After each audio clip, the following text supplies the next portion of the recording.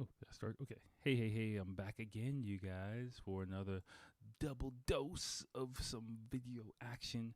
My little ring light is dying, so I'm going to be a little bit shorter than on this one. If you noticed, I hope you enjoyed the last one. I'm going to upload that one. What is it? As soon as fucking possible. But yeah, I went on a long ass rant about economics and things like that. Just a topic I really enjoy talking about, and hopefully it was sparked a little bit of curiosity or conversation between yourself and whoever the fuck, I don't know. But for this one, again, it's getting not late, but I want to pack this shit up and get to bed pretty soon. So I'm gonna speed through this one. A YouTube channel I just found like not 5 minutes ago, but an hour ago, let's say, just when I was setting up everything. I wanted to record 2 videos, so I just did a quick YouTube search and found this channel. And the YouTuber is called Mrs. Eats, I believe, S. And so again, I'm not giving the stamp of approval to the channel just yet, because I've only watched 1 maybe 2 videos from her. But it seems pretty cool. She seems like a really likable person. I will say, just looking at her, my first impression is she seems like the type of person that how do I say this? The type of person that not her personally, but she's the type of woman, in my opinion, my first impression, that a young dude in his 20s will fall for fresh off the boat in Japan. If you go to a bar, for me personally, this is the type of woman that most foreign dudes will fall for, because looks like she's in her, if I'm wrong, my bad, lady, but in her mid-30s. I'll just say early to mid 30s. I'll just keep it safe. Early to mid 30s, but I'm leaning mid 30s. Okay. She's in her early to mid 30s. Charismatic personality, speaks very fluent in English, similar to more of a Western style personality, and on the surface might not get along as well with Japanese guys, so she might flock to foreign guys. Not her personally, but this personality type. And so for a younger guy, if you're looking at her, you can't gauge the age of Japanese women as well. Oh, she's fine. She might look like she's in her late 20s to you, but people in Japan know she's in her, she's a nice age, if you will. So, dude, I'm not judging. I'm turning 40 soon, so I'm turning 40 in several days. So, no. I'm just saying, as you watch this, just to give you some stuff. But she does drop some really good points about things that make Japanese people uncomfortable. I'm going to speed through this quite quickly, just so that I can get my ass to bed at a reasonable hour, hopefully by 1:00 this morning. So here we go. Let's get into it. In your country might be seen as awkward, confusing, or even annoying here in Japan. In America, you say, "Excuse me," but in Japan, we say, She puts in a lot of, they do her YouTube really well. Japan is a country full of rules. We have rules for the train, rules for the bus, rules for the office. We even have rules for using chopsticks. 箸を割るときは必ず脇を締め、 I'm gonna kind of speed through some of this. 肘が Trust me, it's not because they are secretly discriminating against you. Or are they? Japanese are too polite to share any of these rules with foreigners. Yeah. It's actually Okay, I'm just gonna go forward. Sorry. Okay, because what's the first one? Sorry. Oh yeah, this is a big one. So, if you don't want to make Japanese uncomfortable, you should avoid these things. Here we go. The scent of irritation. In Japan, we have the word smell harassment or perfume harassment. I was really surprised when I saw a poster that explains this type of harassment. But when I was in America, I was so surprised how many different fragrances there were. When I went to the mall, I could smell the air freshener, scented candle smell, etc. Also, I was surprised how strong the deodorant smells in America. I heard that Americans tend to enjoy more complex smell than Japanese people. Almost everyone I met wore some kind of perfume or deodorant. I don't think I ever met a person in America who had no smell. In Japan, the most popular scent here is no scent. For a lot of Japanese, the biggest reason to wear deodorant is to remove the smell, not cover it up. Of course, we have scented deodorants too, but they usually have light smells like mint, lemon, and soap. So the smells aren't so strong. It's more like a refreshing or relaxing. Also, Yeah, I'll stop there. Yeah, pretty much. If you've been around the podcast for a while, you've kind of heard me talk about this as well. She summarized it a lot better than I can. The only caveat I would say is two things for you. One, what is it? I went blank.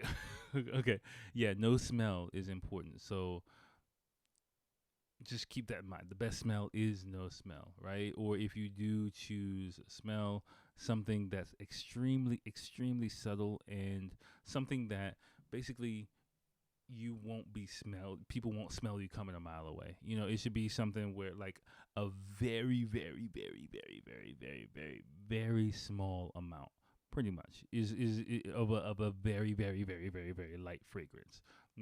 It's kind of like if you think it's almost nothing. Like if I do wear cologne, sometimes there's like I'll just wear like a in the air and just like run into it. Like so that if someone just like like if I don't like maybe I put on cologne here 3 times a year maybe, to be honest with you, like the yeah, that's one thing. And the other thing is deodorant. You got to bring your own deodorant, or you got to buy a deodorant from abroad. Like that's another thing.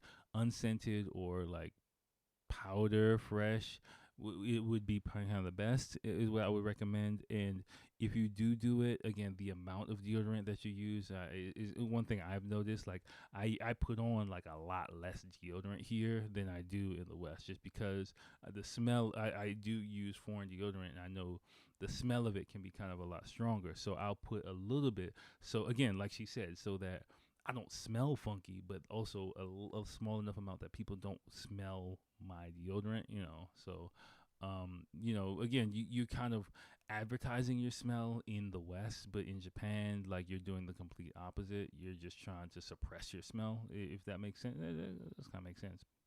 Okay. Let's keep going. Sorry, I gotta fast forward. Yeah, she talks about sushi place as well. I've kind of covered that. Next, okay. if someone's wearing too strong fragrance or cologne, it can ruin other customers' experience I've kind of too. covered sushi restaurants. Just don't wear any perfume. Japanese people see beards as dirty, scary, and aggressive. Why? The reason is history. Beards were acceptable at some point of Japanese history. It was a symbol of power during 1467 to 1615. In 1930, when militarism came to Japan, facial hair became a symbol of authority. After World War II, having no facial hair became common. As Japan's economy grew, more men were becoming office workers who wore suits. So a clean face became a symbol of a modern, sophisticated man. That's why beards aren't seen as a very good thing these days. Again, because of the situation, I'm gonna stop there. Because of the situation, again, I my beard is kind of rough. English teachers are a little bit different category than the traditional business person. But if you are going for a traditional Japanese business job, you just shave, clean shave, and shave everything. Like me personally, my goatee isn't long. Again, it's not shaped up. I shaped up, but I would kind of keep it very clean, very low. If you do that, but don't let it grow like how it's done in the West. Would be unless if you're going for a corporate job. That's just my 2 cents on that. I'm gonna speed through the rest. She gave an anecdotal situation. Yeah, another thing. Okay, what's next? Oh yeah, some more anecdotes. Okay. Next thing. Here we go. Beard look on the weekend or vacation. Then have clean face when you go back to the office. That's a weird anecdote. A A lack of words. Japanese people don't usually talk to strangers. But I know it's very different in America. When I took a flight in America, many people were talking with each other. I was surprised because many of them didn't know each other, but were chatting like old friends. Some of them even helped each other put things in the overhead storage. I was also shocked to find that when I walked in the store in the US, the shopkeeper started talking to me, hey, and then have a chit chat. Why are they talking to me? But after getting used to talking to a stranger everywhere, and when I came back to Japan, I missed it. I'm kind of like a person that's to myself anyway. I'm like, I don't even need to talk to people. Again, she goes into it. She's from Osaka, so the amount of random people talking to is a lot higher in Osaka than it is in Tokyo. I know some people who've moved to Kansai because they think Tokyoites are too cold, but personally, like, it kind of suits my East Coast personality, sensibilities. So yeah, I like my personal space here. I'm more in my thoughts. If you can't tell, like, you kind of might be hard to tell from this fucking podcast, but generally speaking, like, yeah, I'm more in my head most of the time anyway. So, yeah, that's that. Okay, the last one. Let me hurry up and get to this last one. What's the last one? No, she talks about Skillshare and shit. Like, okay, the last one. Okay, here we go. 1 month free trial of Skillshare, so you can start exploring your creativity today. Eye to eye. Making direct eye contact is something we don't do in Japan. Maybe you've seen this video where Mr. East talked about a creepy DVD that is supposed to help you with eye contact. That's because in Japan, we are told that too much eye contact is bad. So when you talk with a Japanese person, they might not make direct eye contact with you. But that doesn't mean they are not listening to you. Instead, we show attentiveness by making sound. When we show that we are listening to you, we say, he, oh. You might think there are too many rules in Japan, but actually following those rules are very, very important in Japan. If you want to succeed and make a good life here, it's important to understand those different rules. I met many people who had a hard time dealing with these different kind of rules in Japan and eventually, hated living in Japan. I talk all about it in this video at... Okay, that's her self-promotion stuff. But yeah, I think she's really true on that point. You gotta just know, you can't come to Japan thinking that, what? I changed Japan. Japan doesn't change me. Nah. It doesn't really work like this, and many people go through that phase where you try to go head up against Japanese society.